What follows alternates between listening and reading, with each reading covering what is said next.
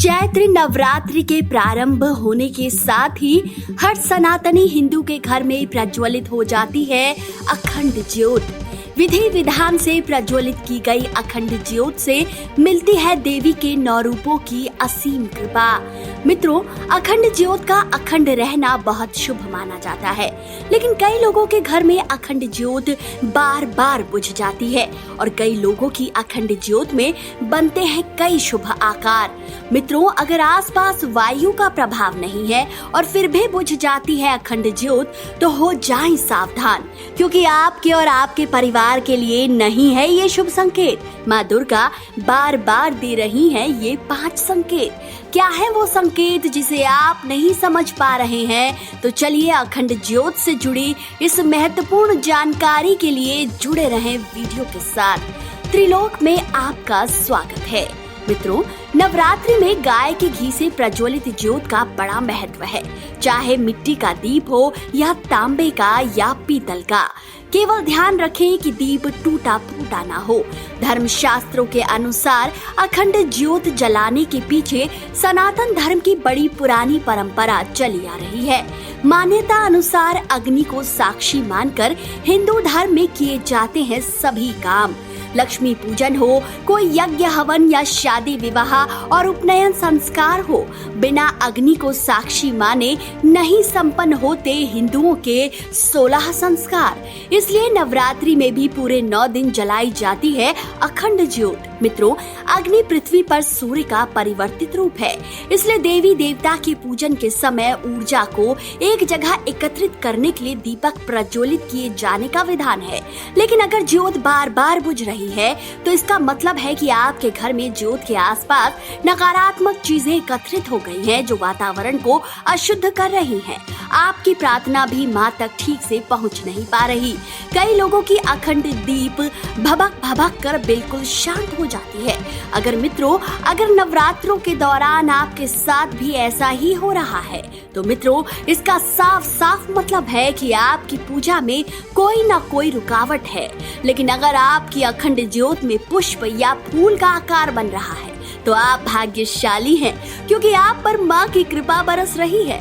नवरात्रों के 9 दिनों में किसी भी दिन आपको कोई खुशखबरी मिलने वाली है। मित्रों, अखंड ज्योत का बार बार बुझना किसी वृद्ध महिला से भी जुड़ा हो सकता है। शगुन शास्त्र के अनुसार आपने जाने अनजाने किसी वृद्ध महिला को ठेस पहुंचाई है। इसलिए मित्रों, चैत्र नवरात्रों के दौरान अगर आपने भी घर में जलाई है अखंड ज्योत, तो घर को कभी अकेला ना छोड़ें, यानी कोई ना कोई घर में हमेशा उपस्थित रहना चाहिए। शुभम करोति कल्याणम, आरोग्यम धन संपदा, शत्रु बुद्धि विनाशाय, दीपम ज्योति नमोस्तुते, यानी शुभ और कल्याण करने वाली, आरोग्य और धन संपदा देने वाली, शत्रु बुद्धि का विनाश करने वाली दीपक की ज्योति को नमस्कार है। इस मंत्र के साथ अखंड ज्योत की पूजा करें। भूल कर भी अखंड दीपक जलाते समय सीधे जमीन पर उसे नहीं रखें। हमेशा किसी अन्न जैसे जौ, चावल या गेहूं की ढेरी के ऊपर ही दीपक रखें। इसके अलावा दीपक में बार बार बत्ती नहीं बदलनी चाहिए, क्योंकि ये शुभ नहीं माना जाता। दीपक से दीपक जलाना भी शास्त्रों के अनुसार अशुभ माना जाता है। ऐसा करने से रोग में वृद्धि होती है और मांगलिक कार्यों में बार बार रुकावट आती है। चलिए अब आपको दीपक की लौ से जुड़ी कुछ प्रसिद्ध मान्यताओं के बारे में बताते हैं। मित्रों, मान्यता अनुसार यदि अखंड दीप की लौ उत्तर दिशा की ओर है, तो घर के लोगों में स्वास्थ्य और प्रसन्नता बढ़ती है। अखंड ज्योत की लौ का पूर्व दिशा की ओर हो तो आयु की वृद्धि होती है। पश्चिम की ओर लौ रखने से दुख और परेशानियों में वृद्धि होती है। मित्रों, अखंड ज्योत की लौ का दक्षिण की ओर रहना हानिकारक होता है। ध्यान रखें, दीपक का ताप दीपक से 4 अंगुल चारों ओर अनुभव होना चाहिए, क्योंकि अगर ऐसा होता है तो इसका मतलब है कि जल्द ही आपका भाग्योदय होने वाला है। ज्योतिष विद्वान के अनुसार यदि दीपक की लौ सोने के समान रंग वाली और सीधी हो, तो यह आपके जीवन में धन धान्य की वर्षा कराता है। मित्रों, अखंड ज्योत जलाने के बहुत से लाभ हैं। घर में नकारात्मक ऊर्जा दूर होने के साथ साथ घर के सदस्यों को यश एवं प्रसिद्धि मिलती है। जीवन में सुख समृद्धि, आयु, आरोग्य एवं सुखमय जीवन में वृद्धि होती है। वातावरण रोगाणुमुक्त होकर शुद्ध हो जाता है। मित्रों, यदि आप सामान्य दिनों में भी दीपक प्रज्वलित कर रहे हैं, तो हमेशा किसी चौकी या पटरे पर रखकर ही दीपक जलाएं। यदि आप जमीन पर दीपक रख रहे हैं, तो अष्टदल बनाकर रखें। गुलाल या रंगे हुए चावलों से अष्टदल बनाना शुभ होता है। ये भी ध्यान रखें कि अखंड ज्योति की बाती रक्षा सूत्र यानी कलावा से ही बनाएं और कम से कम 1.25 हाथ का रक्षा सूत्र रखें, जो बहुत शुभ होता है। मित्रों, चैत्र नवरात्रि में अखंड ज्योति को हमेशा देवी माँ के दाईं ओर रखना चाहिए। यदि दीपक तेल का है तो उसे देवी के बाईं ओर रखें। अखंड दीपक की लौ को हवा से बचाने के लिए कांच की चिमनी से ढक कर रखना चाहिए। नवरात्रि के समापन होते ही भूल कर भी दीपक को फूंक मारकर या गलत तरीके से ना बुझाएं, बल्कि दीपक को स्वयं बुझने देना चाहिए।